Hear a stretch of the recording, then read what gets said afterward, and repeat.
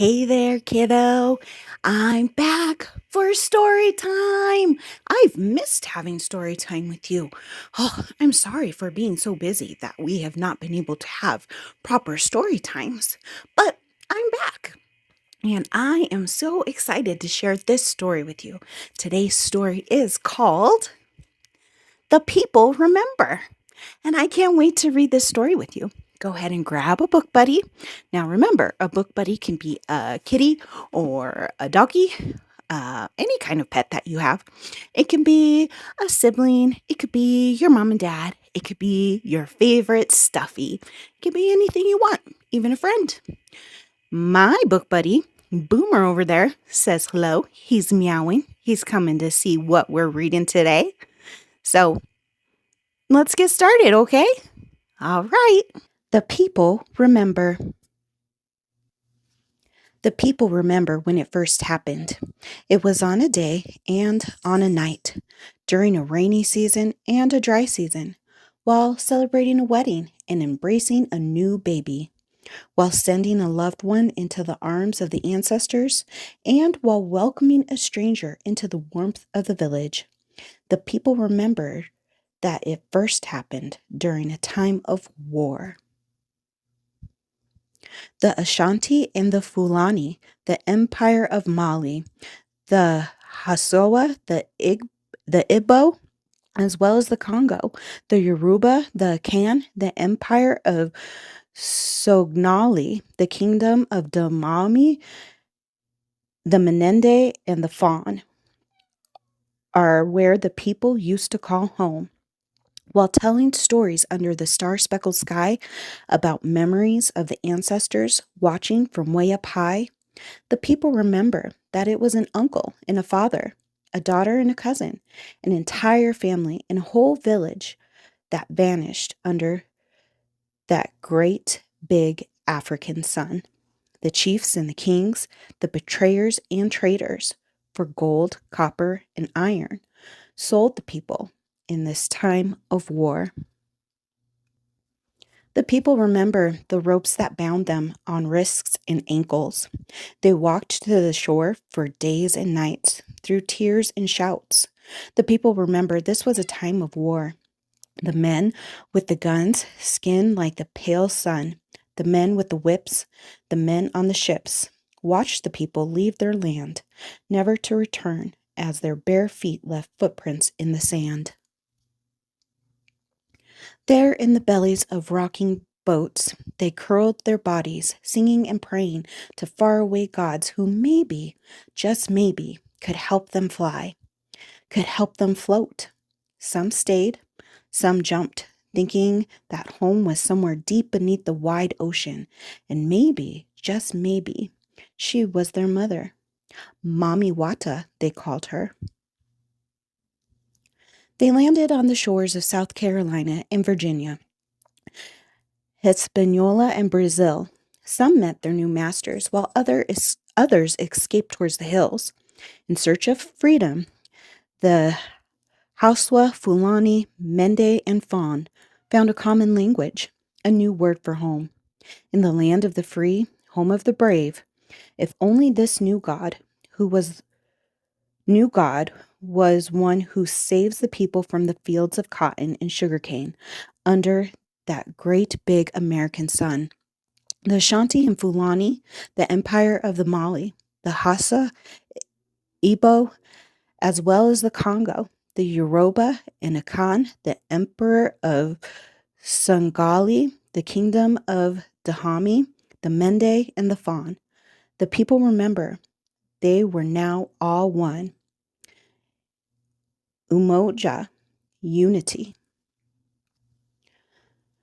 The people remember when they did not have their own bodies, their own thoughts, their own time, when the days were long and the sun was hot, when the babies were born and taken from their mothers, when the sons left their families and the fathers were sold away, when the tears turned into rivers and the shouts turned into music, when the North Star was freedom and Harriet Tubman led the way, when Nat Turner demanded that the people rise up, when that other time of war divided North from South.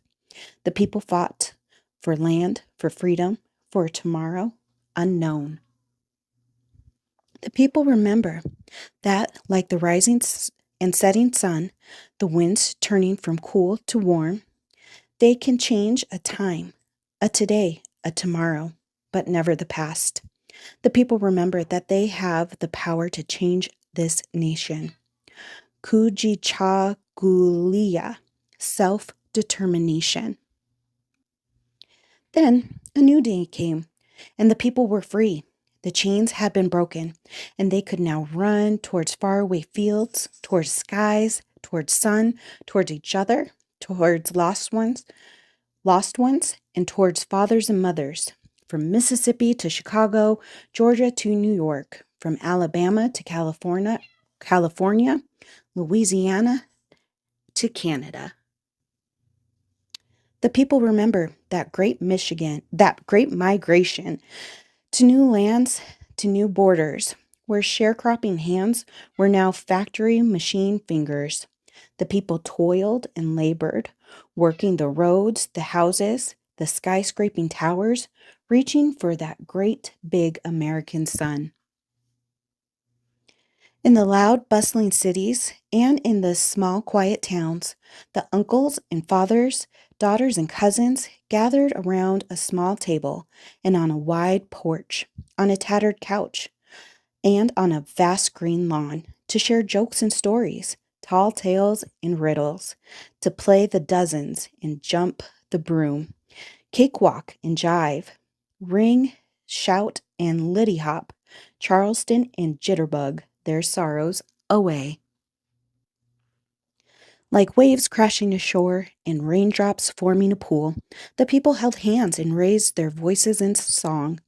In churches and mosques, temples and healing places, the people laid their troubles down, like a woven and embroidered rug, a tapestry of memory and sorrow, a prayer for unknown tomorrows.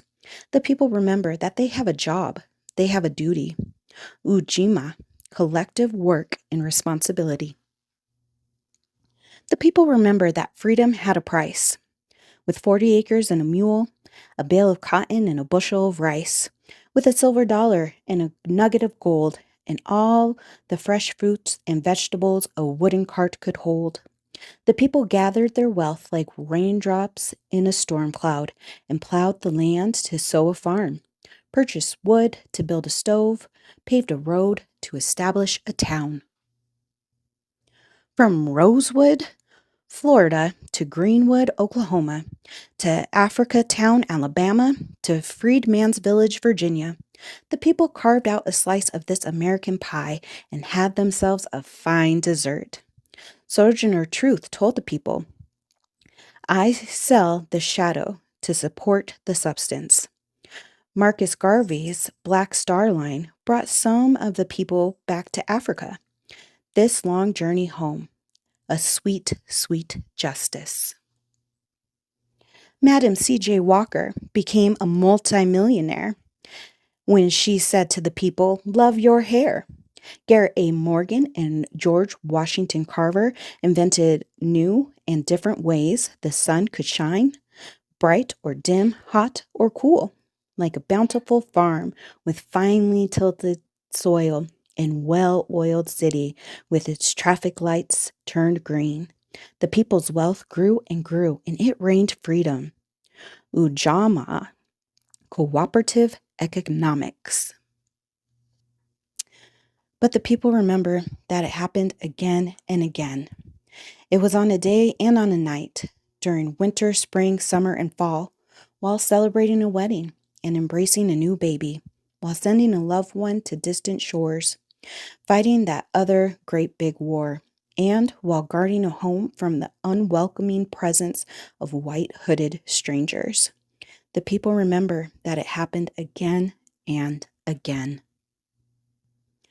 From Birmingham to Little Rock, Selma to Memphis, the people grew weary of the low-hanging, strange fruit. Lynched fathers and mothers, sons and daughters, cut from those mighty tree branches that were like the arms of ancestors, like the ships, like the ocean, like the land itself, holding, bearing, and protecting. The people remember all those strange, bittersweet fruit whose seeds were buried deep beneath the earth to sprout, to bloom, and to return home soon. There on the streets with picket signs, arm in arm, the people marched to lift every voice and sing the songs of a low, swinging, sweet chariot. Dr. King gathered the people on that great big lawn near the mighty White House and shouted his dream out to the sun, where it could be heard even from the depths of the great wide sea. Change filled the air when the people stood, one behind the other, on lines as long as history to cast their vote, this precious note placed on ballots. There, on the sidewalks of Harlem, the Mecca of hope, Malcolm X stood atop his great wooden soapbox and told the people to remember by any means necessary, lest they grow more and more weary. And the brothers and sisters with afros as round as the moon and dashikis colorful like rainbows shouted out loud, "I'm black and I'm proud." With raised fists to demand justice, the people remember they have a purpose. Nia. Even as Jim Crow's dogs waged war on the people's bodies and fire hoses threatened to wipe them out, the people rose up again and again in every city as Martha and the Vandellas sang Dancing in the Street. There was a new sound in town, a drum beat rhythm, a bass guitar, a saxophone, and a trombone, pumping music, sweet music out of Detroit, Michigan. Motown told the people to get down, get down. A little boy named Michael danced and sang his way into the people's hearts as he and his four brothers moved like robots, like dancing machines. Aretha, the soul of Queen, demanded RESPECT and told the people to rock steady as they steady rocked to Jimi Hendrix's electric guitar. And out of the sky fell the stars, a constellation made of Smokey and Stevie, Diana and Nina, whose Negro spirituals became gospel, became rhythm, became blues. As the mothers and fathers sent their sons to yet another war, the people remember peace, and daisies rained from way up high as rainbows arched across the sky. Marvin Gaye asked what's going on, and the people replied by painting this world with blues deeper than the ocean as they swayed to a new rhythm, a funk, a disco, a hip-hop, born out of jazz, born out of gumboot dance, born out of djembe drums. There was a new beat on the streets, so Amari Baccara, Sonia Sanchez, Lucille Clifton, Nikki Giovanni, and Maya Angelou put pen to paper and made their words dance. Here was another chance at freedom, at justice, as the people remember that still, like dust, they rise. The poets and storytellers wove together the pieces of fabric handed down to them by Langston, Zora, Richard, and Ralph to make themselves a new patchwork quilt. James, Tony, Allison, and Octavia stitched new stories so the people could remember to go tell it on the mountain, that a girl named Piccola wanted blue eyes and a woman named Celie loved the color purple, and that Dana could travel back in time. But out of the rubble of grays and browns was a bass so loud, a groove so smooth, that the people had to get down to the ground on gray concrete, on brown cardboard, as the disc jockey scratched a vinyl record, turning the beat upside down and downside up, sideways, backwards, and forwards. The people rapped the words as they took apart the beat to dance along the jagged breaks. The Bronx was the place to be, as well as the walls of the subway trains became canvases for masterpieces. The people remember that the beat is from the heart, and out of the heart comes the finest art. Kumba, creativity. The people's music and dance, art and stories, fashion and poetry crossed boundaries and borders, mountains and oceans, valleys and hills, shanty towns and villages. From Tokyo to Johannesburg, Paris to Rio, London to Moscow, the people inspired the world. A new president, Barack Obama, claimed a seat, the most powerful in all the land. He demanded change and took a stand with Michelle, Sasha, Malia by his side. They were their ancestors' dreams, the people's pride. But the people remember that it happens again and again. A boy and his toy, a teenager on the phone, friends coming home from a party, a girl asking for the right way, their breath and their light taken in just one shot. But the people remember that with each rising sun is a new day. With each new year is a new dream, a new seed of hope unearthed, dusted, and polished. The people know that there will be a time of peace. The people will gather the pieces of fabric, cut, torn, shredded, and made unrecognizable by the storms of time, to sew together a tapestry of their stories, one fine quilt, a blanket for the children to keep warm, protected, and safe. The people remember to always have faith. Imani. The end.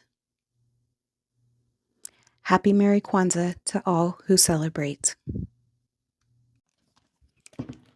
Thank you for reading The People Remember with me, a story about the celebration of Kwanzaa. If you're not really sure what Kwanzaa is, go ahead and ask your grown-up or someone close to you to give it a Google. The book talks about it a lot, about the principles of Kwanzaa. But I just want to say thank you for reading that with me, and happy Kwanzaa to all those who celebrate. And I hope you all have very happy holidays and very, very good New Year's. And I will see you next time for another story. Bye.